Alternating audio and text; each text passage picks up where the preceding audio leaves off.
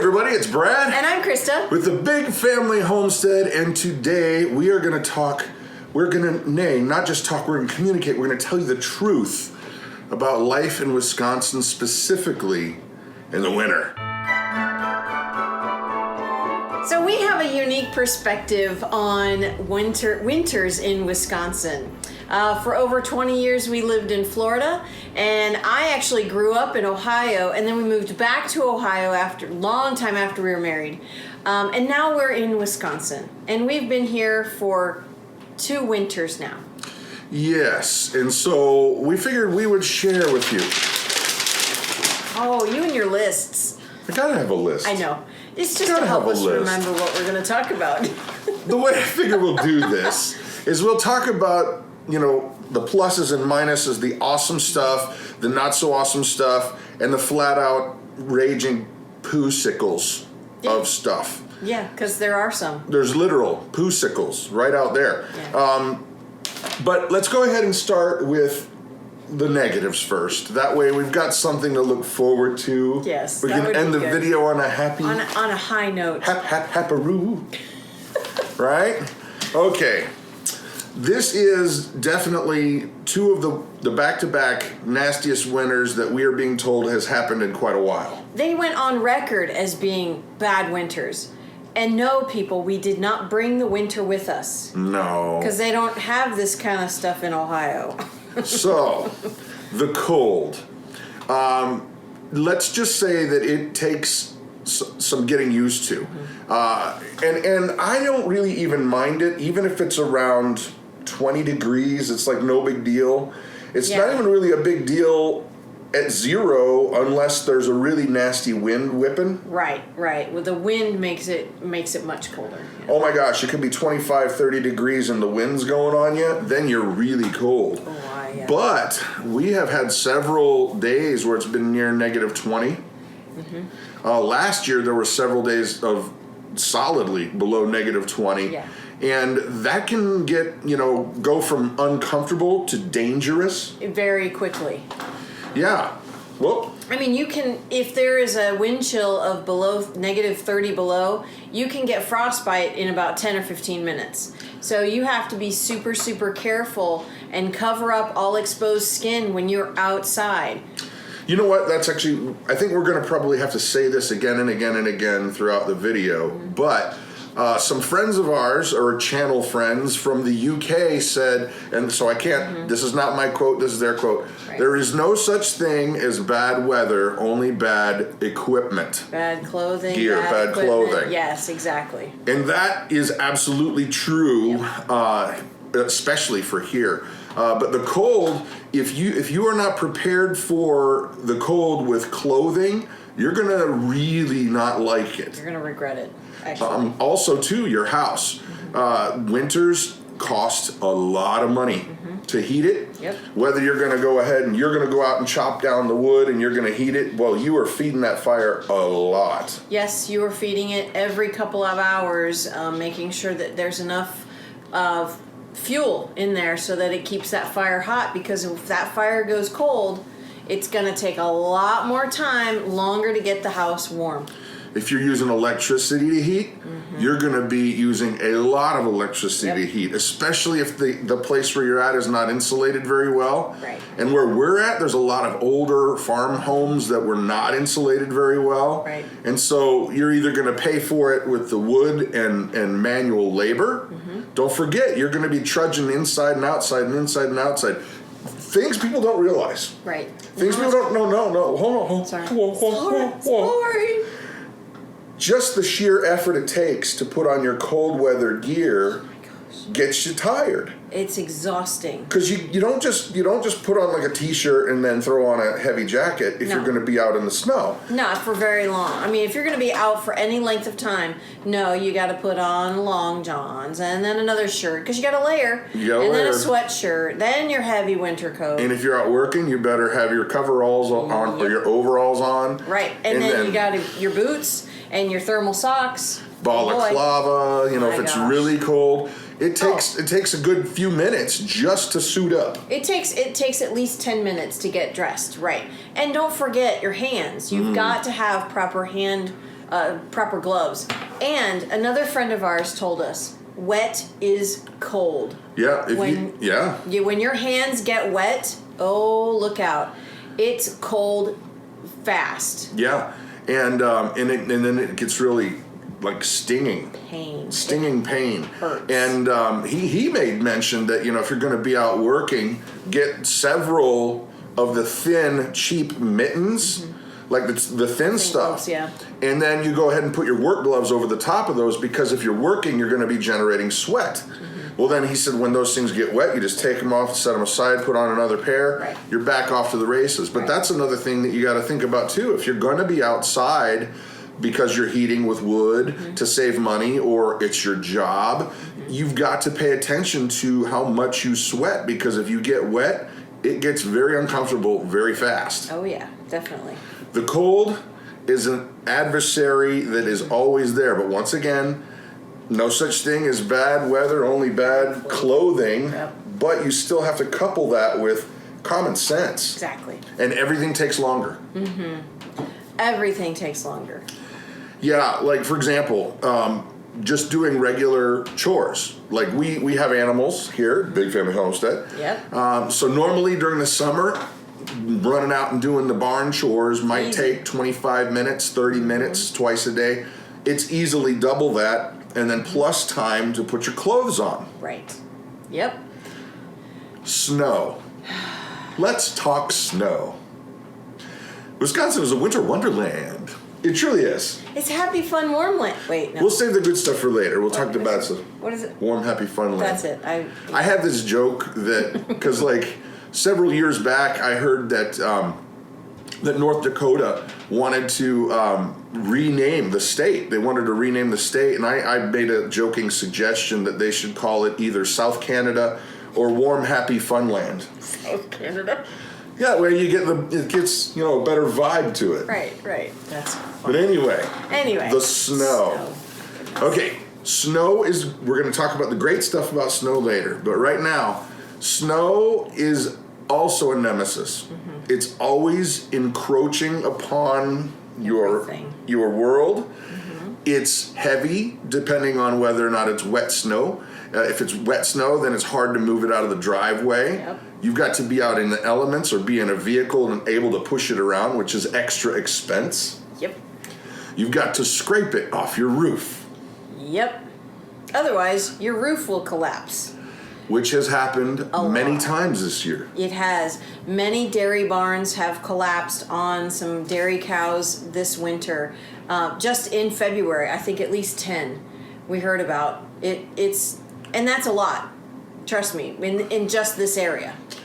The snow, and the thing is that we've mentioned this before, but like a simple thing like just getting out of your driveway during the winter is not a simple thing unless you've prepared way in advance. You've got the right equipment. Right. Like for example, we have, to clear our driveway, we've got an ATV with a plow on the front. There was a nasty snow that came on real fast, and I couldn't keep ahead of it. Right. And it was blowing and it was snowing heavily for a day and a half. Yeah. And so we actually had to hire a guy that had a bobcat to come and scoop it out and make it wider and bigger. Right. But the reality is that if you don't start out with your driveway twice the size that you're going to end up with it at the end of the year, you're going to bottleneck yourself in. You will totally bottleneck yourself in. Yeah. So let's talk about driving in the snow. Driving in the snow is oh so much fun. Not really. It can be scary. Let me tell you. When the wind is blowing and you're in a high-profile vehicle, even in a small vehicle, this wind can just whip you around. Combine that happened with to ice. Claire. And then ice. And there's just a coating of snow on the roads pretty much wherever you go. It's always there It's at always this point there. in this point in the year. Yeah. So it can, if you have to slow down, you don't do it quickly. Yeah, you really have to learn how to drive here, because even if you have snow a little bit where you're at now, you have to relearn how to drive on snow and ice here because it's a different ball of wax. It is a totally different ball of wax. Now in Ohio, we had wet, slushy snow, which is dangerous as well. But it's this snow here is a dry, powdery snow. Sometimes. Most of the time, and it compacts down to where you've got this thin, thick layer on the roadway. Well, and it's going to take you longer to get everywhere. Yep. It does take. For example, we went into town today, and when we got there, we had to get stopped, and they were doing. We thought it was construction at first, but no, they had dump truck after dump truck after dump truck lined up with massive tractors that had these humongous, like VW bug size snow throwers on the front of them. Yep. And they were just filling up these dump trucks and sending them off. Yeah, they have to remove the snow because there's only so much farther that they can push that snow back on the side of the roads. It's going to go up into the businesses and the homes that are along that major road. So they have to remove that snow, which costs the county lots of money. Salt, and then they throw the salt down. All of that time, that takes a lot of money for the county. So travel, you have to relearn how to drive here. You have to spend more time going anywhere. And stuff like fun little things like, if you leave your vehicle outside and you do not have a block heater, you're probably not turning it on. You're not going anywhere. You're not turning it on. No. We learned that the hard way. More than once. Yeah. We were going to go to church one morning. It was like, nope. Wait until it heats up. Exactly. So thankfully, if you're able to put your vehicle in your garage, do that because it'll stay warmer than outside. Yeah. Staying out of the elements, it'll stay warmer. And if you can heat your garage, great. But that's going to add cost to your everything, to your monthly bills. That costs a lot just to heat a garage. Yes. Yes, Which it does. Which is really not a wise thing to do, in my opinion, unless you're actually working in the garage. So, which we have done. We have done many times. We have done that. Let's talk about how businesses, school, church operates when it gets really cold. There can be cancellations, many cancellations for, you may not even think that's a big deal. Like, oh, why are they canceling school? Well, the reality is a lot of kids ride the school bus.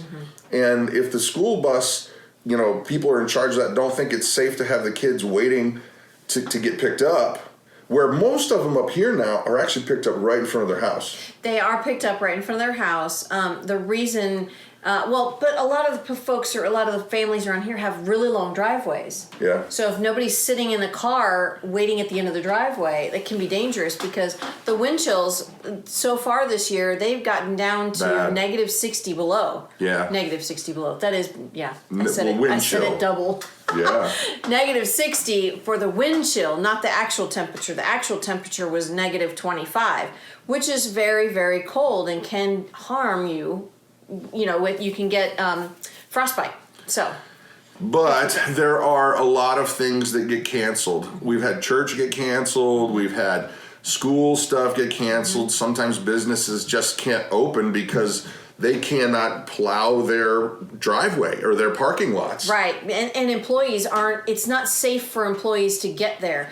Claire has had to call into work 3 or 4 times because of the weather. Yeah. Our church closed one Sunday and the school has closed here at least 8 days. And these are people that live here and have lived here for their whole lives. Exactly. So it's not like they're going, mammy, pay me, I don't want to work today. Or I don't want to. No, it's just that there are real live conditions that make it nearly impossible to get things done. Right. And so that's a reality. Stuff gets canceled. Yeah. So, here's another. This one is one that honestly I think has bothered you more than me, but it is starting to bother me. Yeah, and it's getting better. But at the peak of the winter, the most amount of sunlight, if the sun is actually out. Yeah, if there is sun at all. If there's sun at all, the most sunlight you will get is 8 hours. And it's usually not like that. No. It's usually much less. Because the sun a lot of times the sun is not actually out. Today it happens to be out. And now we're beginning of March. We're getting 11 hours of daylight, a little over that. which is really encouraging. But some realities that go along with that are your mood certainly changes. Oh, yeah. I mean, when you don't have enough sunlight, well, first of all, physiologically, your body needs that. Your body needs sunlight, but also it works on your brain. You know, it's harder to stay cheery. Yep. It's harder to stay happy, and especially you're going to be inside. Yes. There's another thing. It's like if you have a big mansion and you've got unlimited rooms and unlimited space, and you got indoor pool and indoor tennis courts and all that, this might not be a concern for you. Right. But if you're in a regular size home, you're going to be on top of everybody else in your family for 6 months. And not just the adults in the house, the kids can go crazy.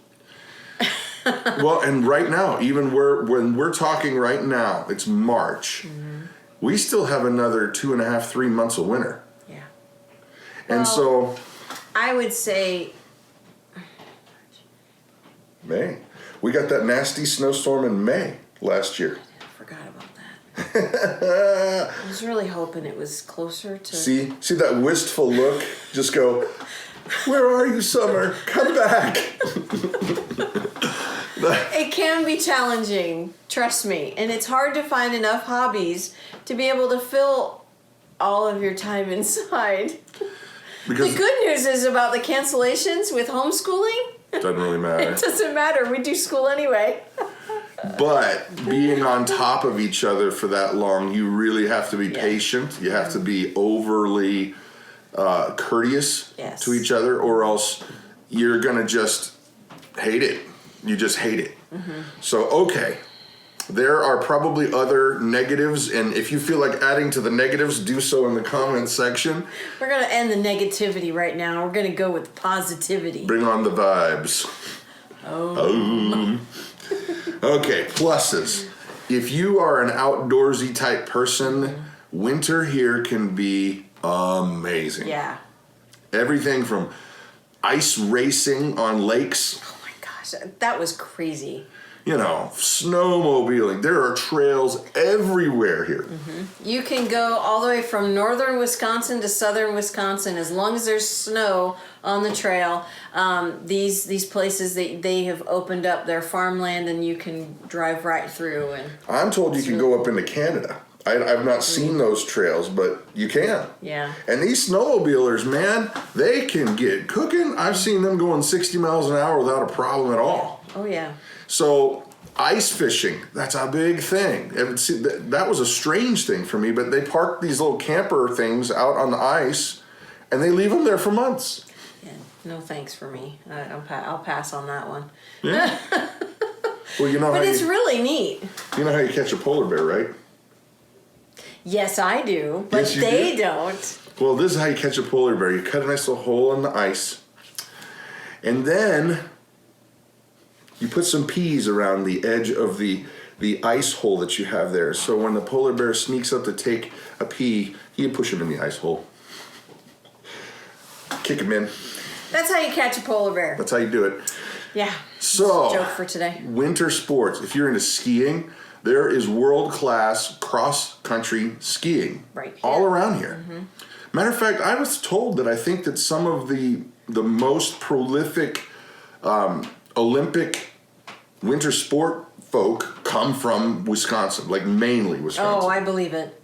I would believe that because there's so many places here to ski. And there's so much of it. There is so much of it, yes. So winter sports, if you're into that, I mean, everything you can imagine, from just getting out on ATVs and dragging a tube around and slinging kids gosh. behind you in an open field, that's fun. There's Just make sure you have on the right equipment. right equipment. Helmets, must. Coats, Yes. all the gear, right. Another positive of Wisconsin in the winter is it is, frankly, amazingly beautiful. It is gorgeous. It is amazingly beautiful, and it's like it just keeps going and going and Yes. going, and everywhere you look, it's like a new shade or new version of awesome. Yeah, it is absolutely beautiful here. So, also too, this is maybe not Wisconsin indicative, but it's maybe more small town indicative. But I think there's more of this in Wisconsin, because there's more small towns, is the people are great. Yeah. Everybody seems to be willing to just jump in, lend a hand, and help out. Yep. Like, I've seen so many times when, somebody ends up in a ditch or whatever, and you can't help it. Even the people that have been living here their whole lives. It just happens. It just happens. Yeah, but somebody's there helping them, helping and pulling them. And if they're not, you're pulling over to help them. Right. It's just how it is. Right.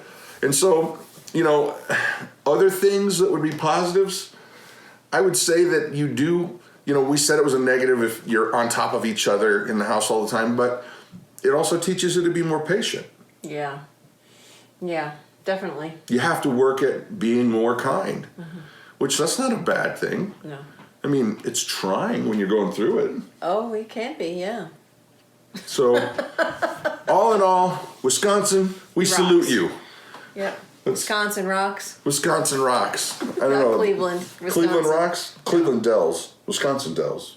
Wisconsin rocks. That's another positive around here. There are tons of resorts around here. Oh, indoor stuff. Yeah. Indoor stuff. Indoor water parks. This is another way for you to be able to get outside Cabin fever on going. the inside. Yeah. They have tons of water parks. Wisconsin Rapids, Wisconsin Dells. They're pricey, but it's a good place to go to just unwind for a few days. If you need to just unpack mentally for a couple days and get in the warmth and get out where there's big open spaces. Exactly. Yep. So, Wisconsin, we salute you. I'm Brad. I'm Krista. You guys have an amazing day.